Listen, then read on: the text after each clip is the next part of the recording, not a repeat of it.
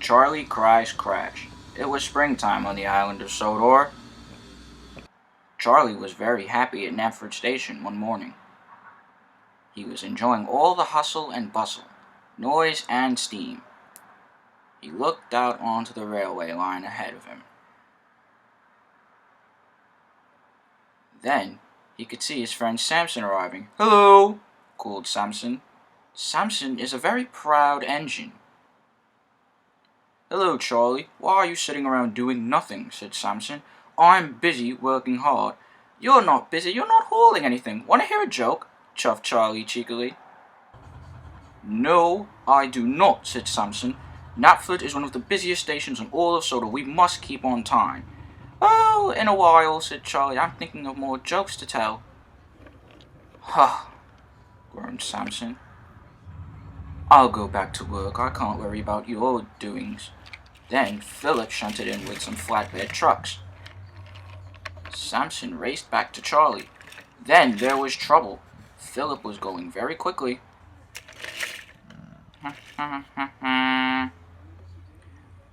"Must be safe, must be safe, must be safe," said Philip.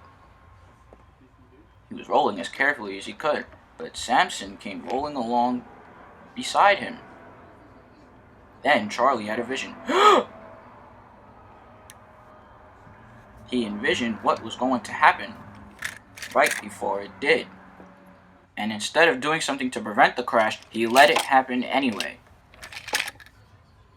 "Oh my," said Philip. "I'm sorry, Samson." "Oh, I'm the only one trying to work hard around here. Now look what happened to me." "Heh," joked Charlie. "I knew that was going to happen. Maybe I shall go around the rest of Sodor seeing what can happen. I shall see how many crashes I can find in one day.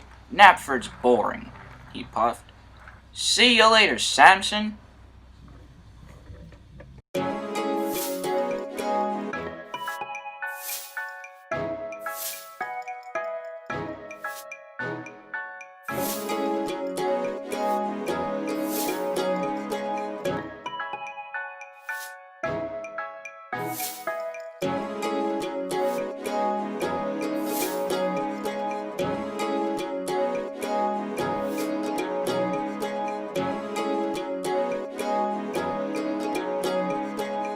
Charlie chuffed cheerily away. Charlie steamed happily down Middletown Road. Then he arrived at Dryall Station where Duck was waiting. "Hello, Duck," cried Charlie. "I can predict when crashes happen. Isn't that exciting? Oh, I have to find some more engines." "You'll be pleased when you see my new talent, Duck. Isn't it special?" "I don't care," said Duck. "If you're not doing the right way, which is the Great Western way, you're doing things the wrong way." "You're no fun at all," said Charlie. "Humph," said Duck. "He's not being really useful." But Charlie didn't care. "The lot of that Duck, wasting my time. I'd like to see something bad happen to him," huffed Charlie. "Oh! Oliver, help! The trucks are a runaway! Ah!"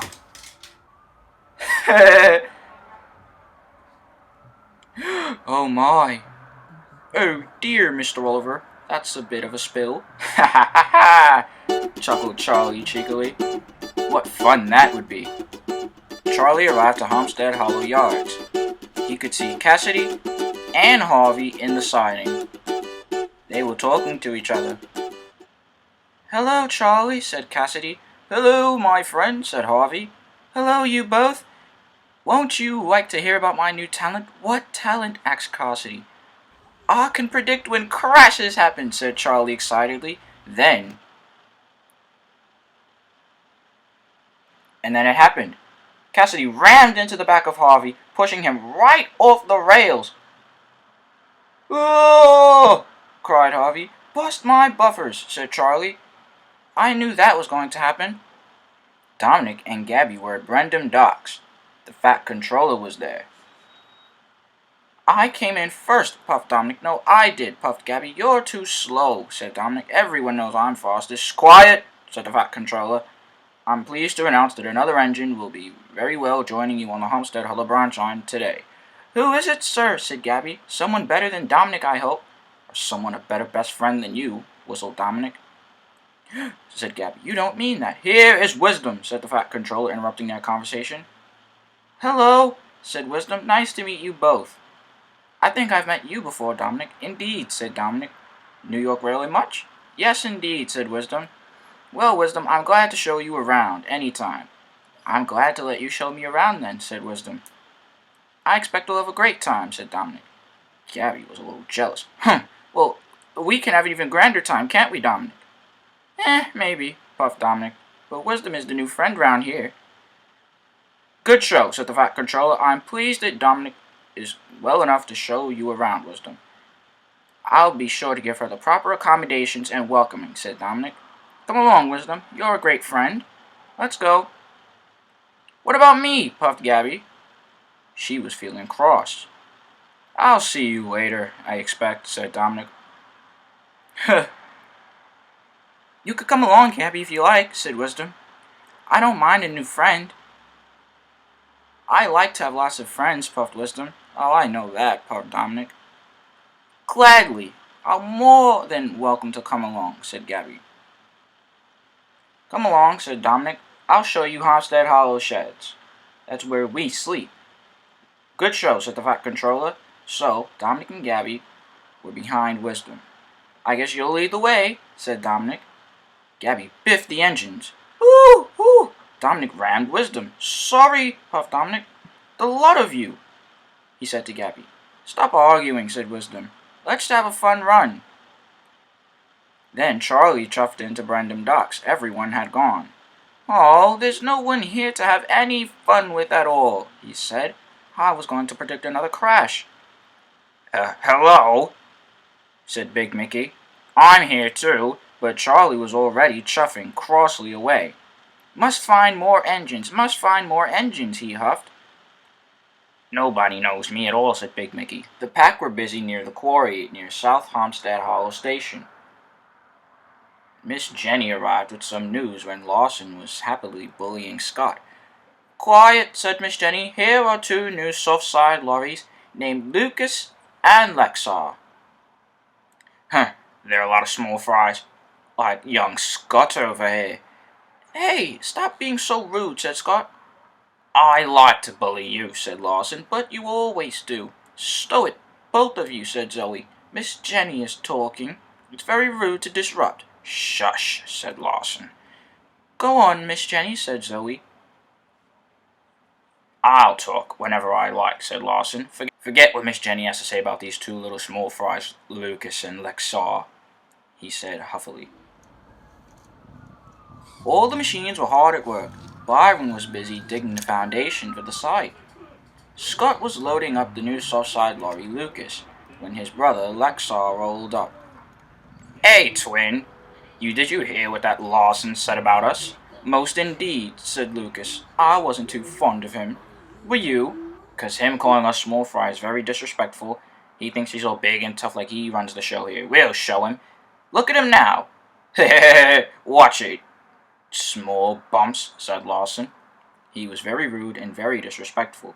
You guys are just little bugs. Move your soft-side lorries to the soft side, softies. Said Lucas. I don't like him much. Neither do I, grumbled Lexar.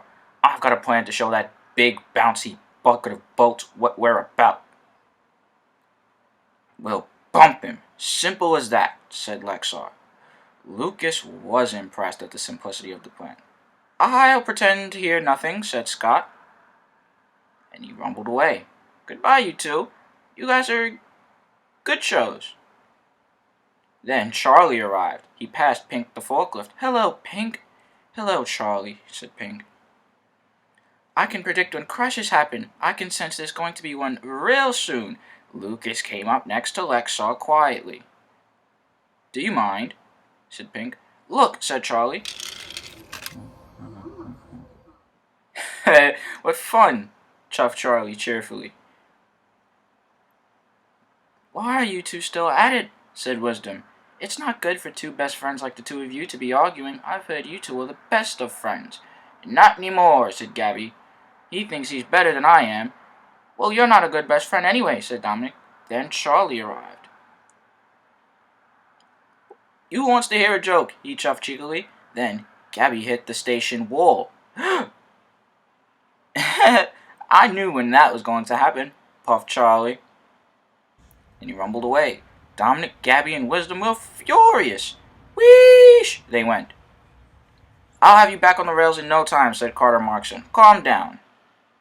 Serves Gabby right, huffed Dominic. Stop arguing, said Wisdom. I expect more from you, Dominic, and Gabby, you're cool too. I suppose, said Gabby.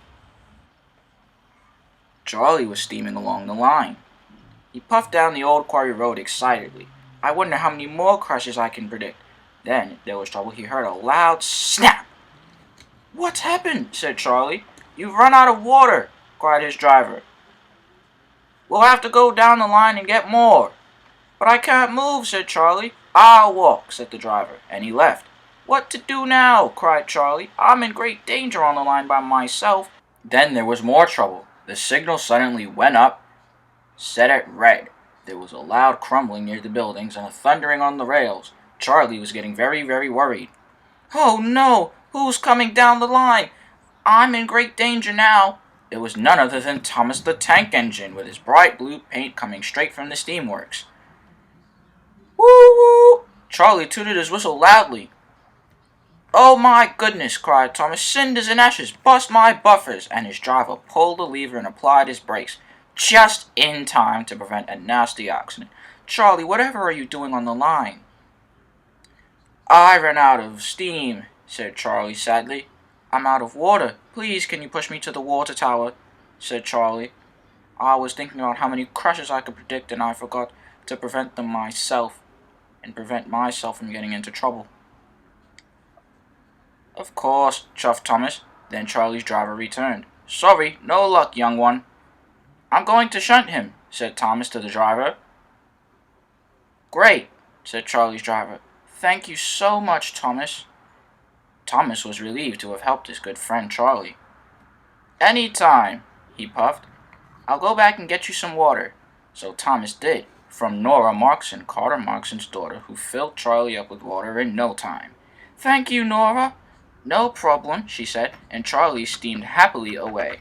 He had learned a very important lesson indeed, and when he returned to Knapford Station, whenever he would see a crash, he'd know to prevent it from happening ever again.